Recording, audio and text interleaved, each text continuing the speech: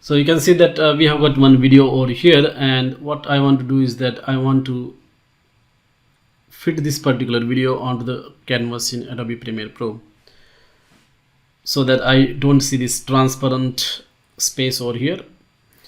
Now to do that, what you have to do is just double click on this particular video in the canvas, and you can see that we have got these points which you can drag like this.